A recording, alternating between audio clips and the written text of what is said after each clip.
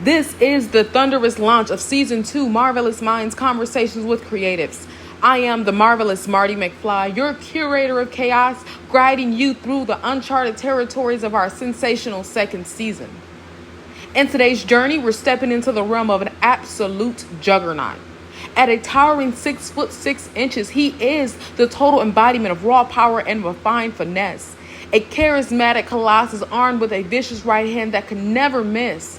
He is a top-tier athlete with a plentiful of accolades who named echoes in the halls of Glory Pro Wrestling, AAW, Superkick, and AEW, just to name a few. Hailing from Flint, the city that mirrors his unbreakable spirit. Big Flexy. In the building. Xavier Walker. Hi, Marty. Hi. I appreciate you taking time out and sitting with me today. For sure. So, you've had a couple matches since the last time me and you talked. Yeah. One of the last matches I saw you in was against All Ego. Yeah, that was my a good guy. match. It was a good match. I was proud of that match for sure. Yeah, touch on some highlights you're proud of. Since then or what? In that match that you were proud of. Oh man, just able to be in there with somebody with that kind of star power, that kind of experience is always going to be an opportunity you want to take full advantage of. We good friends outside the ring as well, so you also love to get in there with your friends. That's why we do this, to hang out with our friends and be able to create. So it was a great opportunity for sure. If I'm not mistaken, you guys did, Rohit, and a couple other guys did a food challenge, right? Fat Food Fest. I don't want to talk about Fat Food Fest. I got my bucket. I started off strong with that ice cream, man. I hate ice cream now. Yeah. It stuck me. Yeah, it was some pizza going down. I think it was some donuts going down. Yeah, I quit eating after after the ice cream, and a lot of other dudes should have stopped eating too because they weren't looking good the rest of the challenge. No, it was bad. Yeah. It was bad, but it was definitely entertaining. I enjoyed it. Yeah. I definitely enjoyed it. So tell us a bit about your childhood growing up in Flint. Like you said, I'm born and raised here. I grew up with both parents. My parents owned the bar for 20 years. Awesome. So I grew up in a little old school mom and pop bar. Yeah, that's cool. So I sing a lot of like old school songs, stuff like that. Played basketball growing up all the way through college. I actually quit playing basketball because I wanted to get in the ring so bad. So, yep. That's cool. So speaking of getting in the ring, what was that aha moment for you that really pushed you and was like, okay, I'm gonna step into the ring for sure this time? Okay. I remember it was vividly. It was Randy Orton just talking about how he decided he wanted to do it. When I was in college, my last year playing basketball, I just really got back into wrestling. I got away from it for a while because I was just focused on other stuff. And then, what college did you go to? I played at Marygrove College in Detroit. Oh, cool. I played at a lot of colleges. I went to like 3 JUCOs. College basketball was crazy. I didn't know what I wanted to do in college. I just wanted to play basketball. Okay. And one year I was just watching old like promo packages like for the pay-per-views. I was like, man, I love this still. Yeah. And I was just like fell head over heels in love with it again. I was like obsessed with it. And, I was just like, man, I can do this. A lot of people don't think there's something they can do.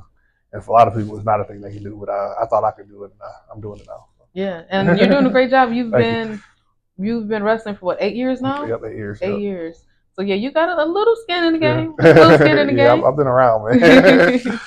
So let's go to your first match. What was that like? Do you remember? I do remember my first match. I don't remember the name of the promotion because I don't think they ran a lot. But the promoter was Chuck Wagon. People in Michigan know Chuck Wagon. And I just showed up. It was like maybe the second day out of school. Okay. My trainer just told me to just go, so I went. I didn't think I was gonna wrestle. But when Chuck put me on, I wrestled. It was supposed to be me versus DBA versus Brian Castle. I don't know if DBA was late or he didn't come or he couldn't make it. But he ended up me and Brian Castle. Okay. I think we went like 8. He beat me with a backpack stunner. I remember vividly though. It was just so cool to just be a wrestler though. A couple of years ago, I could have called the whole match back to you. I can't no more. I'd be getting hit in the head. Come with the territory. I do remember it though. It was like in a concert hall. Yep. That's cool. Did you have any mentors along the way? Oh, for sure, bro. When I first started, Scarbonis, you missed the Scarbonis. I believe they retired like my first or second year, but Vinny Scarboni and Sonny Scarboni, they took me and Ren under their wings. So we were still tagging back then, man. They saw something in us and they just wanted to help us out. They gave us so much knowledge. Them dudes were smart, man. Yeah. And 100%, they should have made a whole bunch of money wrestling. Yeah, both of them was so good. Old school, easy. We feuded with them at XICW. We beat them in the Loser Leaves Town. That was their last match there. That's dope. Yeah, it was awesome. I love them dudes. I still love them. When you think of them, what's one thing that pops in your mind vividly, like something they said to you? Like you hear their voice saying it. Well, a lot of the wrestling advice is just the same advice over and over again, but it take a while for it to really just sink in, man. Just making sure you take your time and making sure you do stuff that means something, and don't just do it just to do it. So they used to tell us stuff like that all the time, for sure. Definitely. So I would like to know, what are some things that set apart a good match and a great match, in your opinion? Man, that's wrestling's so subjective, so it's really hard to say. But the style I like more is storytelling, giving everything time to register, taking your time. So I like that late '80s NWA stuff. That's what I like. But as long as you got the crowd, man, you can really do whatever you want to do.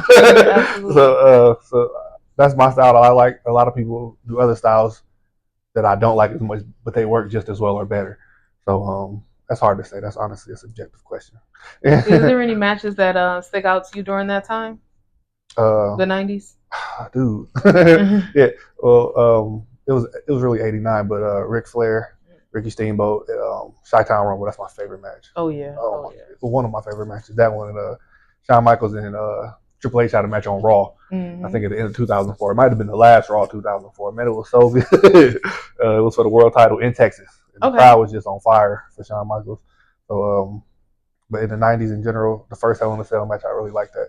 I really don't like gimmick matches as much. I like just regular one-on-one wrestling, but that was one of the best to me.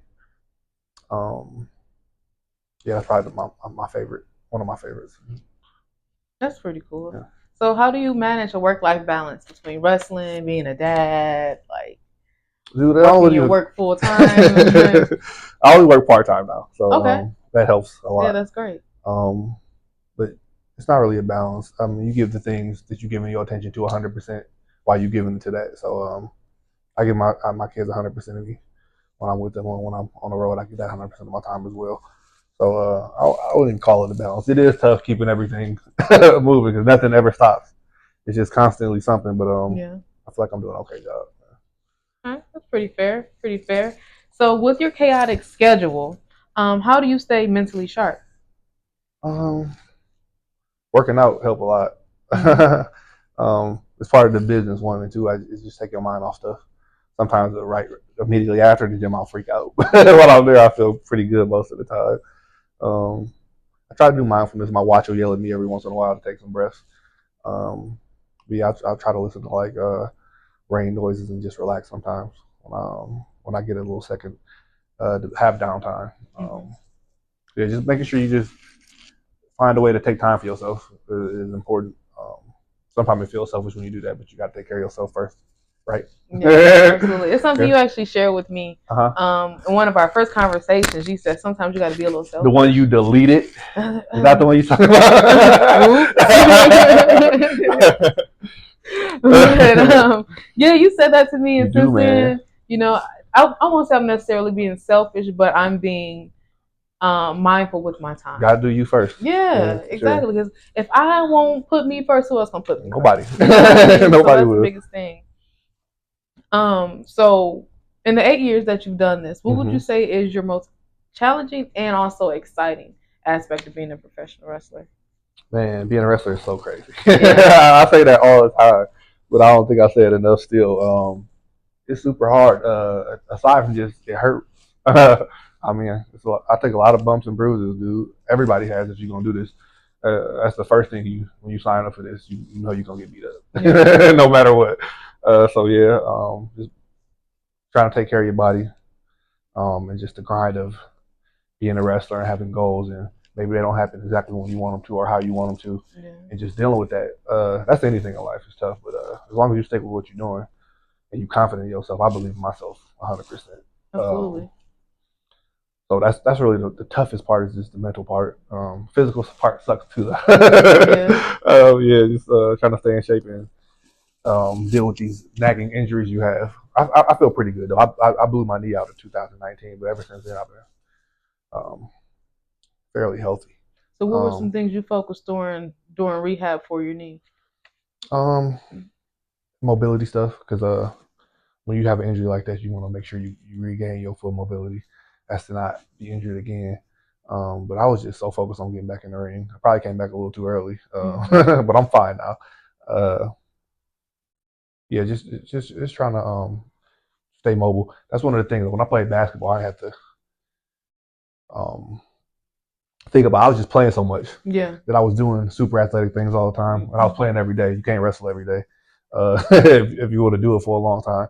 So just staying with your mobility drills and stuff like that, stretching.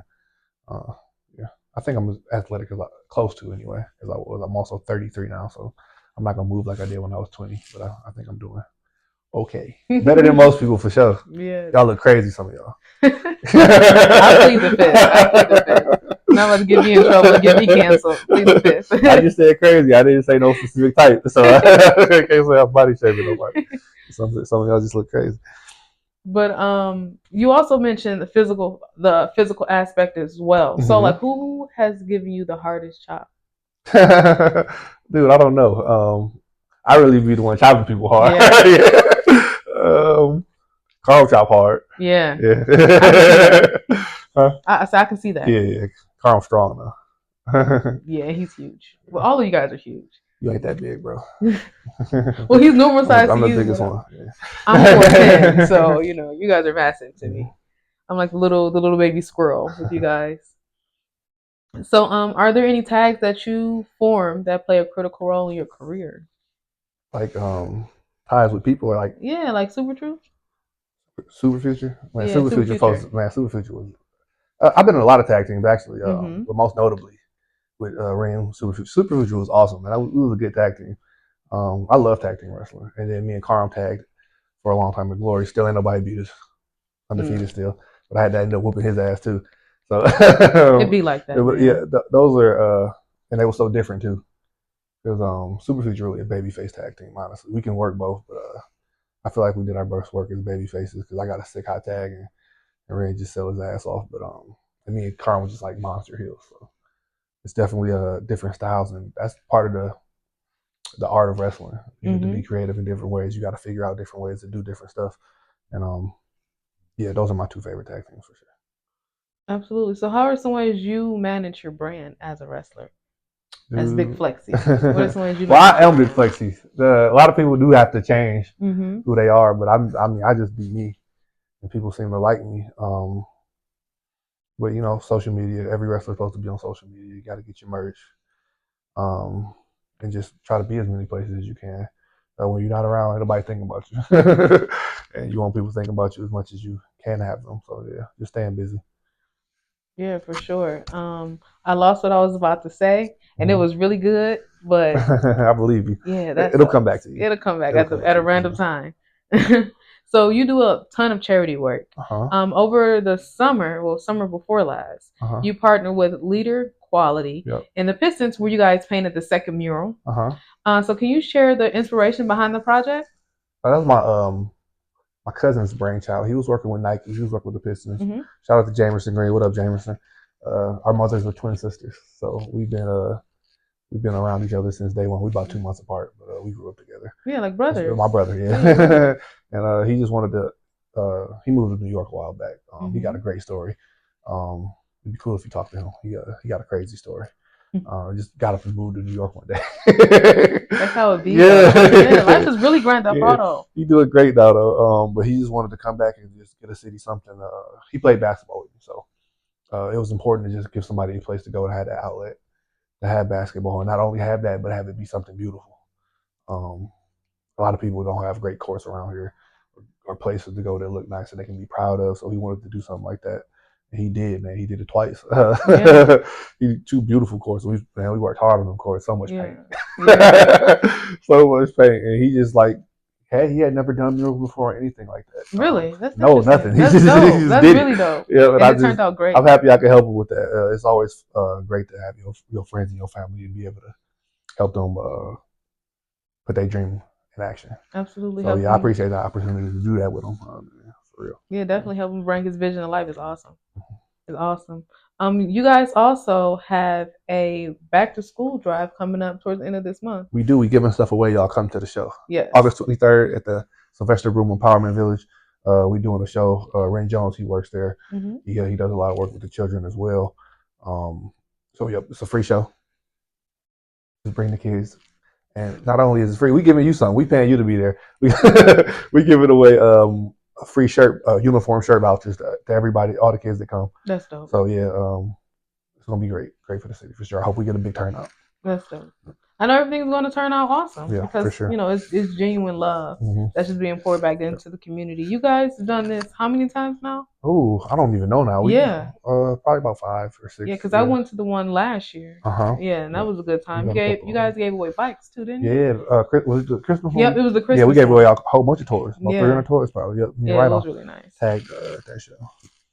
You have to close out a little bit. Do you have any advice that you'll give to some up and coming guys? Stay away from here. No, this is my yard. No, man. If you're gonna do it, you gotta love it, though. I think that a lot of people say people just do it for fun, or you just want to do it every once in a while. I don't believe that. We got our lives in each other's hands. I think you got to be serious about this if you're gonna do it. Take care of your body. Start going to the gym right now. Yesterday. Mm-hmm. We gotta eat right. Got to take care of yourself. Get some gear. Get trained by somebody reputable. Just take it serious, man. It's not a joke. A lot of people do funny wrestling, and that's fine, but you can't treat it like a joke. In terms of your preparation. So just be prepared, be ready, do everything you can. Watch wrestling. Become immersed in it.